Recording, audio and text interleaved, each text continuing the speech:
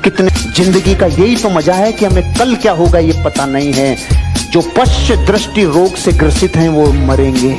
10th class में fail हो गया जो लड़का, लेकिन क्रिकेट नहीं छोड़ा, क्योंकि उसकी एक चीज इतनी खतरनाक थी, दुनिया हिला दिया रे। उसी महाराष्ट्र गवर्नमेंट ने जो बच्चा 10th क्लास में फेल हो गया था, उस 10th क्लास की किताब में पहला चैप्टर ही सचिन तेंदुलकर का डालना पड़ गया। यह है एक चीज।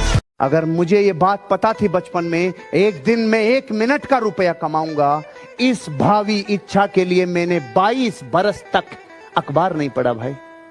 22 बरसों तक टीवी नहीं देखा, क्योंकि मेरे गुरु ने मुझे 22 बरस पहले बोला था, बेटा जो टीवी देखते हैं वो टीवी में कभी नहीं आते, और जो टीवी में आते हैं वो कभी टीवी देखते नहीं। अपने आप को पूरी ताकत के साथ झोंका, पिछले 22 बरस जीवन के सिर्फ निर्माण में लगाए, कई चीजों का बलिदान किया। क्या 20 बरस की उम्र में दोस्तों के साथ घूमने की उम्र नहीं है? क्या हंसी और मस्ती की उम्र नहीं है? अगर आप अपने जीवन के भविष्य को बनाना चाहते हो तो वर्तमान की कुछ चीजों की आहुतियां मांगती है कामयाबी। दोस्त थे, यात्रा पे गए, एक दोस्त ने दूसरे दोस्त के थप्पड़ मारी, जिसने थप्पड़ खाई उसने मिट्टी पे लिख दिया मेरे दोस्त ने मेरे थप्पड़ मारी। आगे गए, एक नदी आई, वहां नहा रहे थे, तो जिस दोस्त ने थप्पड़ खाई थी वो डूबने लग गया, तो जिसने थप्पड़ मारी उसने उसको बचा के लेके आया। अब की बार उसने बाहर निकल के चट्टान पे लिखा, मेरे दोस्त ने मेरी जान बचाई। थप्पड़ मारने वाले ने और बचाने वाले ने उससे पूछा, मैंने तेरे थप्पड़ मारी तो तूने मिट्टी पे लिखा, और मैंने तुझे बचाया तो तूने चट्टान पे लिखा, ऐसा क्यों किया? उसके जवाब से मेरा सीना 500 इंच का हो गया। उसने बोला, जब भी दुनिया में कोई इंसान, कोई घटना आपको तकलीफ देवे, आपको नुकसान पहुंचाए, तो मिट्टी पे लिखना ताकि मिट जाए, और जब कोई इंसान आपकी जिंदगी में इतना सा भी आपके लिए अच्छा कर देवे तो उसका जिंदगी भर एहसान नहीं मिटे, इसके लिए चट्टान पे लिख। दिमाग को ठंडा रखना, जुबान पे शक्कर रखना और पांव में चक्कर रखना, तब तू अमीर और कामयाब बनेगा। अमेरिका के वॉशिंगटन डीसी में एक आदमी जब भी नाचता था बारिश होती थी, जब भी नाचता था बारिश होती थी। रिपोर्टर्स में हड़कंप मच गया, क्या लफड़ा है, इसका कोई कनेक्शन है क्या इंद्र के साथ?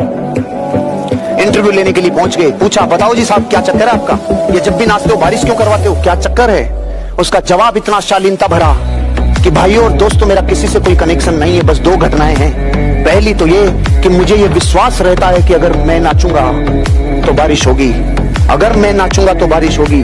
दूसरा, मैं तब तक नाचता हूं जब तक बारिश नहीं हो जाती, जब तक नाचता हूं जब तक बारिश नहीं हो जाती। जिसको पता ही नहीं है कितनी कमियां हैं, जिसको अपनी गिरेबान में ही झांकना नहीं है, जिसको ये खबर ही नहीं है कि मैं कहां जा रहा हूं, मेरी कौन सी आदतें मुझे नुकसान पहुंचा रही है, उसको तो क्या रास्ता दिखाएं?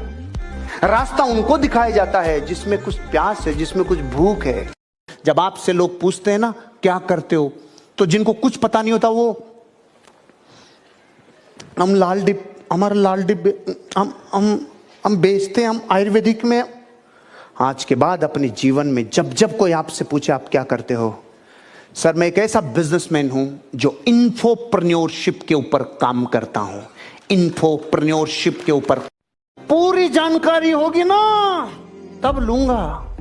शादी करते टाइम पूरी जानकारी ली थी, कमारे रह जाते अगर दुनिया के करोड़ों लोग पूरी जानकारी के चक्कर में रह जाते तो।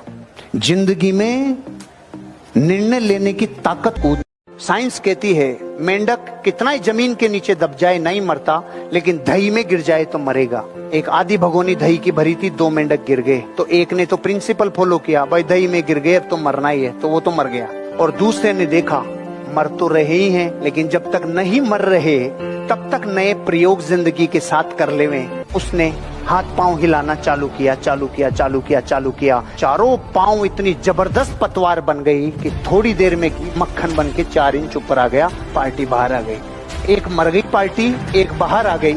अगर वो मेंढक प्रयोग नहीं करता, अरे मर तो रही है, प्रयोग करने में क्या जाता है? जिसने नए प्रयोग किए ना वो जिंदगी में अगली दुनिया में सबसे ज्यादा वजन किसने उठाया, तो लोग आंसर देते हैं जो वेट लिफ्टर होगा उसने उठाया। नहीं, उस माँ ने जिसका बच्चा मिनी ट्रक के नीचे दब गया, सेकंड्स लगे और उठा दिया मिनी ट्रक को उस माँ ने, जो 20 किलो वजन नहीं उठा सकती।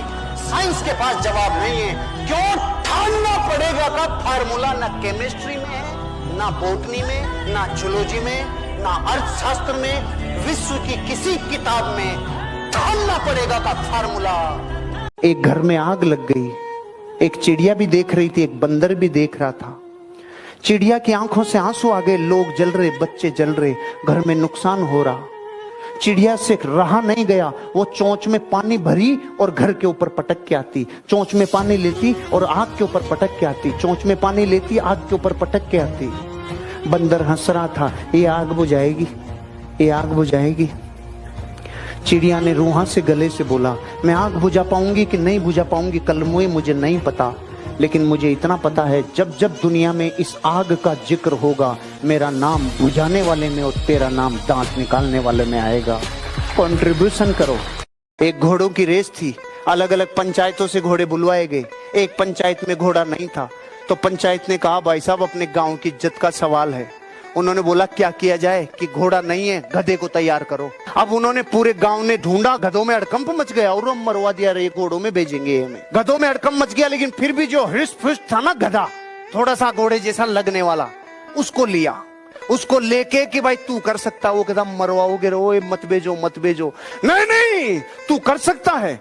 उसको पूरे 2 दिन, तू कर सकता है, तू कर सकता है, तू कर। अब इतने पंप भरते हैं तो कुछ तो फर्क पड़ता है कि नहीं पड़ता है। गधे ने बोला, मैं जाएगा, गांव की इज्जत के लिए मैं जाएगा, रेस में जाएगा। सरपंच तैयार, सारी टीम तैयार, और गधे को लाके खड़ा कर दिया रेसिंग की लाइन पे, और गधा बिल्कुल रेडी।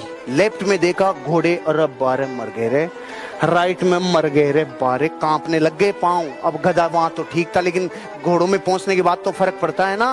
विसिल बजने के 5 सेकंड पहले गांव के सरपंच ने गधे की पूंछ उठा के आधा किलो मिर्ची डाल दी। 6 महीने तक गधा रुका ही नहीं, रुका ही नहीं। क्यों? जिसके आग लग रही होती है ना, आग, वो नहीं रुक सकता। एक गधा भी घोड़ों को हरा सकता है जब डिजायर अपनी तड़प पे होती है।